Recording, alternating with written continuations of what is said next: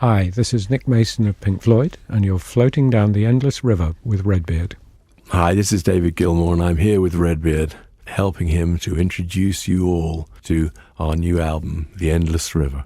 The notice was innocuous enough. A single tweet among the literally millions sent that day, washed up on the shore like some electronic message in a bottle. Hi, I'm Redbeard from InTheStudio.net. The tweet was from London-based writer and lyricist Polly Sampson, who wrote the bulk of the words on Pink Floyd's last album, The Division Bell, some 20 years ago. The tweet announced rather excitedly that there would be, in autumn 2014, a new Pink Floyd album of unreleased recordings entitled The Endless River. Well, the Twitterverse, a common form of instant worldwide communication which didn't even exist when Pink Floyd last released a new album, the Twitterverse went totally ballistic against all odds, and in spite of public assertions by at least one band member to the contrary, it was confirmed Pink Floyd fans in the millions worldwide would get another chance to explore new uncharted musical territory along the endless river with guitarist, vocalist, composer David Gilmour, Pink Floyd co-founder and percussionist Nick Mason, and miraculously, the late Pink Floyd keyboardist Rick Wright. The backwaters run deep and the musical tributaries many, which feed into the saga of the Endless River. To navigate it all, joining me first is David Gilmour in the studio aboard Astoria, the floating recording workshop on the River Thames, affectionately known as the Boat. Who do we have to thank for the fact that the Endless River exists? Well, gosh, I suppose in a big way it's the fans who have been asking for all these years about this sort of semi-legendary thing they've heard of called the Big Spliff, which has very, very little to do with the final thing that came out, but they heard about it, which is a little presentation of stuff left over from the Division Bell sessions that Andy, our engineer, put together for us to have a listen to, which we then forgot about, but somehow it got out that it existed. I think even a bootleg of it may have surfaced at some point. Then I suppose added to that the fact that Rick had died, it seemed like a good moment to revisit all that music and consider whether or not we could put something valuable and hopefully magical together out of all that music. Speaking to motivation, and not to be contrary, but in 2006 and again in 2011, you, David, stated emphatically to me that, and this is a quote, "I'm out and I will stay out of Pink Floyd." Yeah. Now, I've always known you to be a man of your word. I lied. What changed your mind? No. Well, to be honest, I'm not considering going back in. I mean, I'm not going to do a tour. There will be no dates.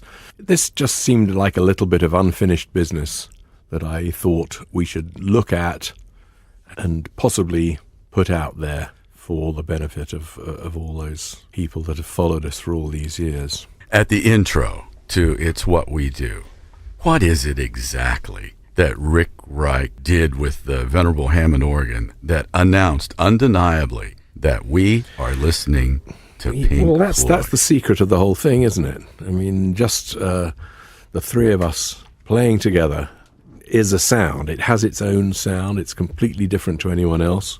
It's hard to pinpoint why that is, why one's own sort of idiosyncrasies tie together in that particular way to create the music that we create. Personally, I really didn't realize how fundamental Rick's sound was to Pink Floyd until he reappeared full stop on the Division Bell, because Rick's sound is as distinctive as your guitar sound is to Pink Floyd. Rick's sound has always been very distinctive. His sense of timing, the notes he chooses, the sounds that he creates, they've always been sitting there being a vital, something that has possibly been undervalued by, people over the years, maybe by us, even by us ourselves. But it's a vital part. I mean, everyone who's been a part of it has created a sum of sound that is Pink Floyd, and Rick's part is an enormous part of that. And Rick was never as pushy a person as Roger and myself were in these things, and so it was easier for him to be slightly overlooked, I guess. Pink Floyd founding member, percussionist Nick Mason. But I think that's partly what this album's about, and it's this very curious thing that we've spent years and years learning, which is that you can do something together that you cannot do separately, and you can't do it with other people either. You need those 3 specific or 4 specific or whatever it is. You need that one particular group of people to make something happen. And none of us really truly understand how it's done. I think that's the oddest thing about it. We now realize that it happens, but we can't explain it. I've said before that I think this record, there's an element of a sort of homage and a recognition of Rick. And it's perhaps sort of making up for lack of recognition prior to this. He is, he's always perhaps been the unsung hero. That if you actually the tendency is to notice either the lyrics or the lead guitar or whatever. Yeah, our sound is very much geared to that keyboard playing those very often really sort of different chords, different sequences, and so on. And I think it's a really nice thing for this album in particular to be able to recognise that. This material goes back 20-odd years, and it was constructed at the time we were working on Division Bell. And at the time, soon after we'd finished the record, we released it, and it was really half of what we'd intended to do. We were intending to do a double album with half of it being songs and half of it being a sort of ambient sort of a series of sessions. And we ran out of time and maybe ran out of steam, and it got forgotten. And whenever mentioned, it was something that was in the vaults that really we could never see. We never saw a future for it. And even when Andy Jackson went and said, look, let me mess around with it, really, we still didn't really sort of envisage doing very much with it. And even after he'd started assembling it and we started listening to it, we still couldn't see it as an actual as an album. We thought maybe there'd be some future in using it in some way. And it went on like that for a very long time. And in fact, during that intervening period, we did various other things. I mean, at one point we re-recorded the drums and I think probably some other parts on Momentary Lapse of Reason.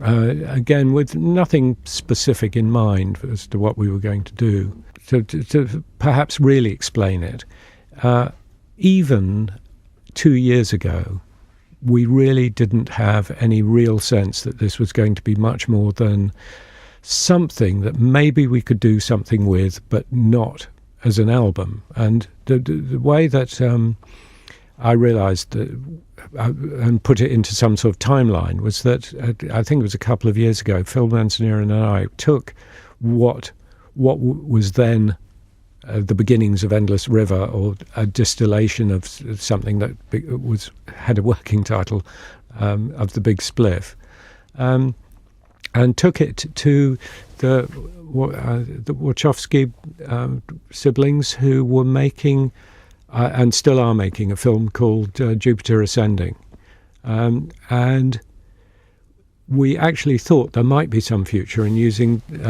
our material as the basis for a soundtrack for the film they were working on. And in fact, it came to nothing, but perhaps fortuitously, as things have turned out. But it was an interesting idea, but it did show at the time that we had not seen it as being capable of being developed into what we now have. So who do we have to thank for the fact that The Endless River is going to be available to Pink Floyd fans as a Pink Floyd album? Well, I think if we're talking awards or anything like that, it's me. But otherwise, or if there's any money involved. On the other hand, No, I think first we should start with Andy Jackson, who was the engineer on Division Bell, because he was the one who really kicked off the idea of looking at it and seeing whether it could be reassembled or assembled into something. Certainly Phil Manzanera, who sort of came in after that, and Youth after that. And frankly, I think David and I were both sort of quite late in on really sensing where it could go. And because I have a very clear memory of going into David's studio and playing and not really knowing what I was going to do at all, just working on the basis that we were going to sort of listen and more or less play along with what had been done before and see if anything could be added. And it was that morning I'd sort of spent the morning playing with and Andy recording it and so on, and David came in to hear what was going on, and the great moment was when he listened to it and then sort of reached over and picked up a guitar and started playing. And I think that was the point at which it moved into another gear. The unmistakable sound of Pink Floyd from the first new album in 20 years, entitled The Endless River. That's simply called Some. Coming next, David Gilmour and Nick Mason continue the saga of this most unconventional Pink Floyd project, literally 2 decades in the making. I'm Redbeard from InTheStudio.net, setting sail from the headwaters of the Endless River in stores and online now. Hi, this is Nick Mason of Pink Floyd, and you're floating down the Endless River with Redbeard. Hi, this is David Gilmour, and I'm here with Redbeard, helping him to introduce you all to our new album, The Endless River. So at least from your perspective, when the idea of resurrecting these unreleased performances was actually considered seriously, what were the pros and what were the cons of releasing them as a Pink Floyd album? I think we've always had a bit of a perfectionist streak, and what I think would have prevented us from doing this until now is the thought that we wouldn't have the control and be able to make it as perfect a thing as we would have done on previous occasions. As life goes on, I suppose I've relaxed a bit about that and consider that these things have their own value, not in the same way as making a Dark Side of the Moon or a Division Bell album, but there's lots of music on there. There's lots of me playing with Rick and with Nick, and rather than have those lost to eternity, it seemed fair enough now, sort of 20-odd years after the Division Bell, to revisit that and see what we could do with it. Pink Floyd drummer Nick Mason. Well, the pros were that there were some great pieces of music there. There were things that would never be possible to recreate. There was Rick's original playing, some of which was absolutely terrific. The cons were that people might feel that it was, that it was second-hand material, and that we would have to think very carefully whether we felt that it was worthy, I suppose. And I think so far, I think with the reaction, and certainly from sort of my listening to what's there, we're allowed to do the music in whatever way, shape or form we think best. And then people are perfectly entitled to either buy it or not buy it as they see fit. It's sort of important sometimes to remember that one shouldn't ever get hidebound by some sort of sense of restriction of what is allowed or not. Who, if anyone, played a role in advising you, being a sounding board, helping you possibly sort through the pluses and minuses on revisiting this and issuing a bona fide Pink Floyd album? Well, it needed looking at, and I was kind of busy working on a solo project, which is still to surface. And so I asked Phil Manzanera to if he would like to have a look at it, and he loved the idea. And he didn't listen to what was that big spliff tape that we had. But he went back to all the original pieces of recorded music from 1993 and jotted down his thoughts about every piece of music, and then came up with the idea of having the 4 separate pieces of music and put together the early sort of version of the Endless River. You know, I always loved Roxy music. I really felt that they were underrated, at least here in North America. How long have you had a friendship with Phil Manzanera? My friendship goes back a long way. In fact, his brother was a friend of mine. His bad brother was a friend of mine in Cambridge when I was a teenager. His brother once asked me if I'd have lunch with him and his kid brother to advise him how to get on in the rock and roll business. And so I'm to blame for all of it. Well, a lot of this stuff was never on massive 2-inch reels of proper tape. It was a lot of it was jamming that we had done, just the three of us initially, and then a second week with Guy at Britannia Row Studios in London. And it was just recorded to DAT machine, so stereo DAT tapes, which means you're very limited into what you can do to them, because they are set. You can't reduce the level of a keyboard or raise the level of a guitar. You are stuck with pretty much the way it is. So a lot of it was from that, and then a fair bit more was recorded on the normal old-fashioned tape. In places, the Endless River swings more, it grooves more than any Pink Floyd album since possibly Wish You Were Here, maybe even the jam in the middle of Echoes or One of These Days. Why is that? There was a lot of jamming together at the Britannia Row Studios and here on the boat later on, without any particular feeling that we were actually moving towards something specific. It was open, free-form jamming, just to try and get to know each other again after a long period not working together. That tends to lead to less deliberate forms of music than less planned pieces. And that could, I suppose, create open doors where you just do get to groove along together in a more relaxed way. Andy, our engineer, did a wonderful job of recording that stuff back in 93. There's new drums that we've recorded this time on one or two of the tracks, and the sound that he's been getting on them has been fabulous. And Nick's playing, I have to say, has been fabulous too. He's really nails it on all the stuff he's worked on.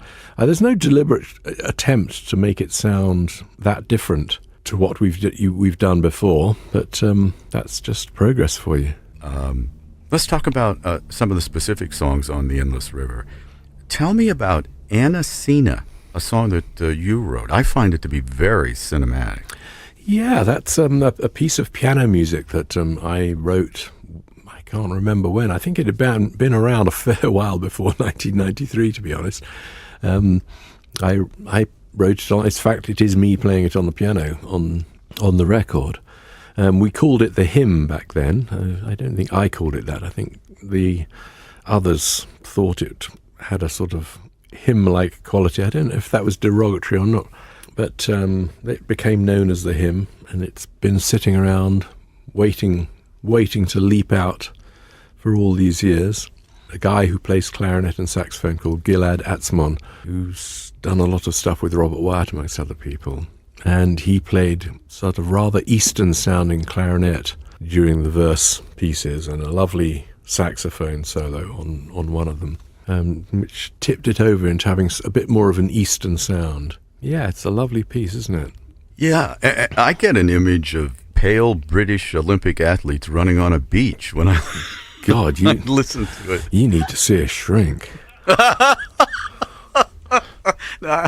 think one of these major movie directors is gonna co-opt that piece. So I hope you're prepared for it. You wrote it for a movie that hasn't been made yet. Yep, that applies to more than one piece on this album, I think. Pink Floyd drummer Nick Mason.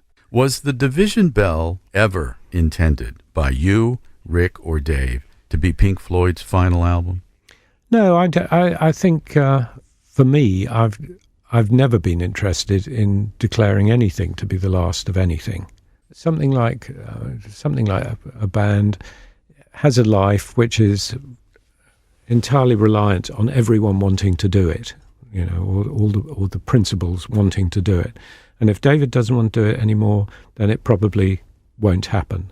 But I'd rather than declare anything being the last or the end of or whatever, or the farewell tour, it's not in my nature. I've always said that I think it might well be that there'll be no more tours, no more records or whatever, but I certainly would always like to feel that there was the option to do something, for instance, enormously worthy, the equivalent of another Live 8 or something like that. That one wouldn't shut every door on the possibility of doing something for the right reasons. So then, is it fair to say that are you satisfied that Louder Than Words and all of the very emotional music on the Endless River, are you satisfied for it to serve as Pink Floyd's coda to your life's work? If that's how it is, that's how it is. I'm not going to sit in my rocking chair moaning and burbling about the fact that it's an unsuitable ending. No, it'll do fine. If that's where we end up, that's where we end up. That's fine. Wonderful. Now, help me with this. There is a really inventive kind of a medley to, first of all, what's the translation? Allons-y is French for let's go. Let's go. Let's go. It's very, very common usage in France. Anytime anyone wants to go down the pub or do anything, it's allons-y. Piece of music recorded by Rick on the afternoon of a show that we did at the Royal Albert Hall in London in late summer of 1968. And Rick had loved the sound of this huge pipe organ in the Royal Albert Hall and asked permission to play it. And so he did, and we had obviously, I don't remember this of course, stuck up a couple of microphones and a tape machine and recorded what he did, and that piece of tape got put away in a box in a cupboard somewhere in our tape store and has resurfaced. It's the only piece on this album, The Endless River, that's not recorded in that 1993 period.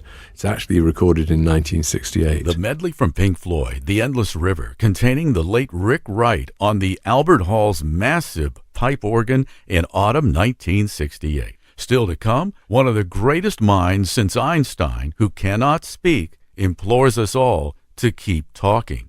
I'm Redbeard from InTheStudio.net with David Gilmour and Nick Mason floating down The Endless River by Pink Floyd, in stores and online now. Hi, this is Nick Mason of Pink Floyd, and you're floating down the Endless River with Redbeard. Hi, this is David Gilmour, and I'm here with Redbeard, helping him to introduce you all to our new album, The Endless River. Thank you, guys. It's an honor and a pleasure indeed. Long ago, the British graphics team called Hypnosis, with Storm Thorgerson and Aubrey Powell, affectionately nicknamed Poe, they created breathtaking album cover art for Pink Floyd that has reached iconic status. Sadly, Storm Thorgerson passed away in April 2013. Besides losing a great friend of the band, Thorgerson's passing created yet another creative challenge to navigate for Pink Floyd's Endless River, according to David Gilmour. The artwork for this record was a problem, of course, because Storm is another person who's died much more recently than Rick, in fact. So it's very hard to work out how we're going to keep that sort of artistic continuity. I thought the best thing to do would be to go back to Poe, who was Storm's partner in Hypnosis for most of our career, who had had a falling out with him a number of years ago, but they had become close friends again more recently, and I thought I would get Poe to take the reins and look for and commission pieces of art. And it was quite a slow and tricky process in which I saw a lot of things, and both Nick and myself saw a lot of pieces of artwork and weren't thrilled until one day they found on the website of a 17 or 18-year-old Egyptian boy called Ahmed Emad Eldin, they saw this image of a guy poling a boat across the clouds. And both Nick and I immediately saw that and thought, that is just right. And then Talkin' Hawkin', there's that sound again that you and I talked about 20 years ago that blew me away 20 years ago. Could you just give a thumbnail sketch of what's that sound? Who's Talkin' Hawkin'? Well, Stephen Hawking is the guy who wrote the I mean, he's written all sorts of books about science. A Brief History of Time. Yeah, Brief History of Time, and all sorts of other stuff. It's the same recording. It comes from the same recording of him. It's not his own voice, of course. It's actually a synthesized voice because he can't speak. And it was used originally in England for an advertisement for the National Telephone Company. And we asked permission to use it, and we used it on the division bell. But we only used a little bit of it on Keep Talking. Polly, my wife, Polly Samson, is now main Pink Floyd lyricist, said, "What happened to that piece of tape? Could we try using the bits you didn't use last time?" Great idea. So we dug it out and found there was lots of stuff on it, very lovely, meaningful stuff. It all, these things happen strangely and serendipitously. The irony of a man, a brilliant soul who cannot speak, imploring us to keep talking, to keep engaging, not just communicating, but to keep talking. It means more now than it did 20 years ago. It's a subject that really never goes out of fashion. It's more necessary right now than it has been for a very long time in this world we're living in currently. Where does that line, that term come, the endless river? The endless river is the last phrase but one on High Hopes, on the division bell. The endless river, forever and ever, are the last two phrases. It encapsulates a sort of an ongoing flow of music that comes from us, the way that we've done it before and the way that we have done it still some time ago, but more recently. Summing up of what we were going for on this record. The flow that music can create, that can reverberate on forever and ever. To where does the endless river flow? And are you confident that it is indeed endless? Maybe it's circular. What gives you that assurance? It's a guess. It's a guess. We'll find out. Maybe. It was very clear in 2011 when you did the magnificent catalog reissues. The shadow of grief and loss was still very, very much evident. You were still in that grieving period. Is timing everything? Is there a component here of time passing so that everybody in the Pink Floyd family, in the creative Pink Floyd family, can focus on the celebration of what you have to work with rather than how much you've lost? That was one of the reasons why we looked back at this stuff. One of the many reasons why we were looking at this stuff. Rick has died.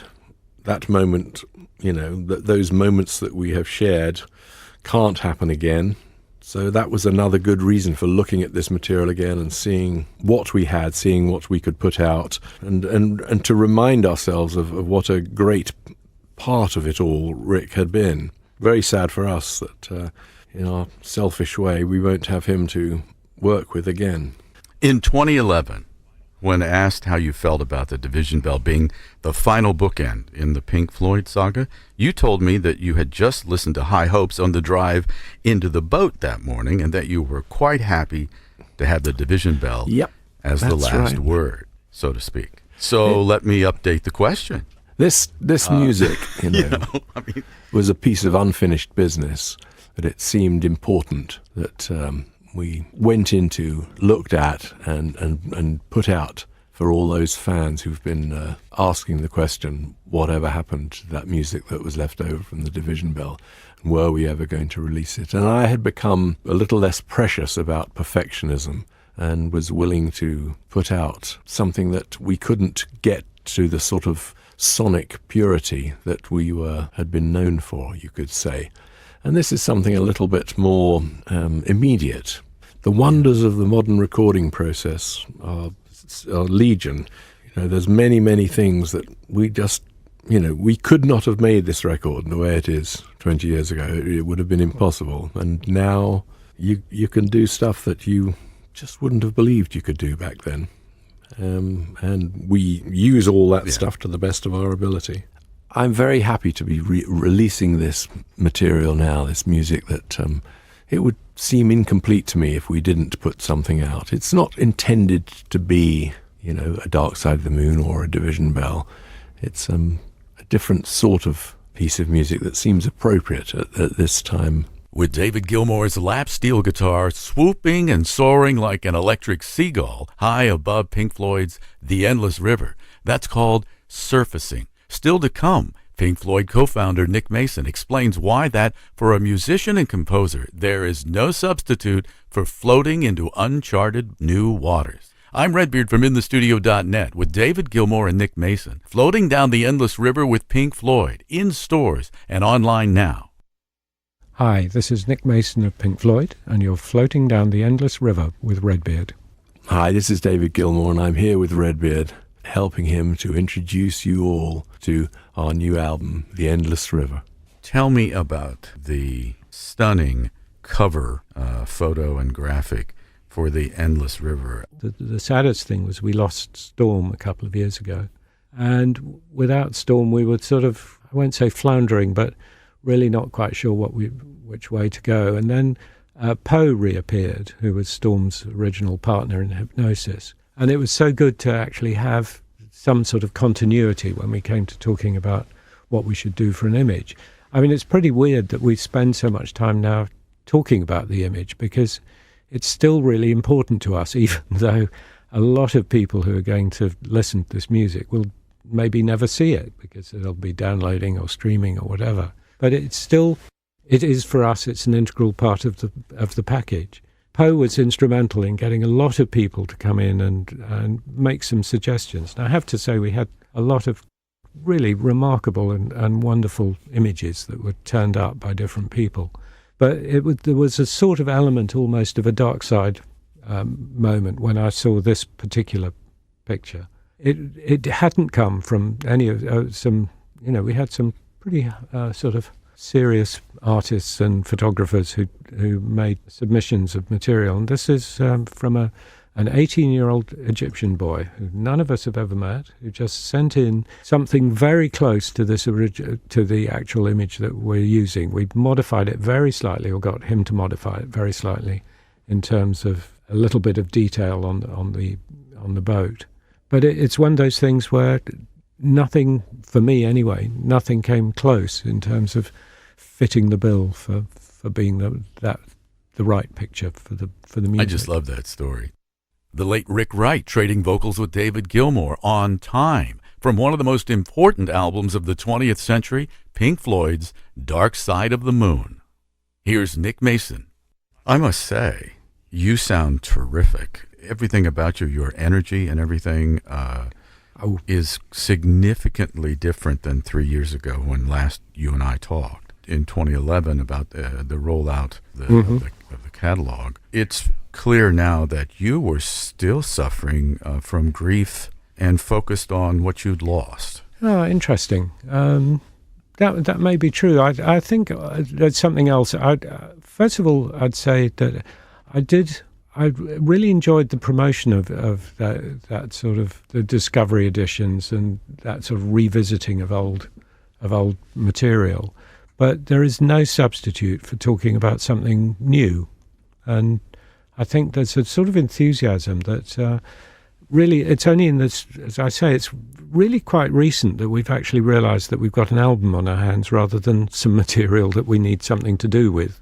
And I think one gets revitalised by that enormously, the fact that it's actually something that is new. To where does the Endless River flow? A couple of things. First of all, I just think it fits really nicely with the style and the feel of the music. I think it's an inspired title. We worked our way, as usual, through a number of other options. And I think for me, both the image and the title fit probably better than some of, certainly than the last few albums.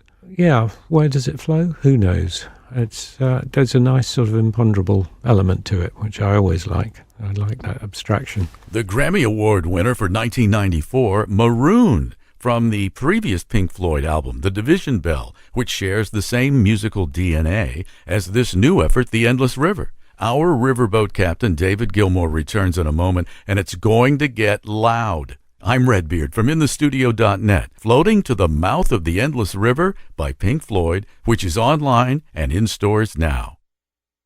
Hi, this is Nick Mason of Pink Floyd, and you're floating down the endless river with Redbeard. Hi, this is David Gilmour, and I'm here with Redbeard, helping him to introduce you all to our new album, The Endless River. You know, when we first hear Louder Than Words, I think all of us Pink Floyd fans in your circle of supporters, I think immediately it's like, oh, this thing that we do. He's talking about the band. He's talking about the years, the whole enchilada. But the more I've listened to Louder Than Words, this thing that we do, I'm not taking it so literally. What is the thing? Well, who is we and what is done? The whole story really is that Polly Sampson, who is a writer and who is the sort of primary lyricist on The Division Bell, and who also happens to be married to me, I asked her if she wanted to help and write some lyrics for this record. And she came up with this. She wrote this piece of these words as a poem.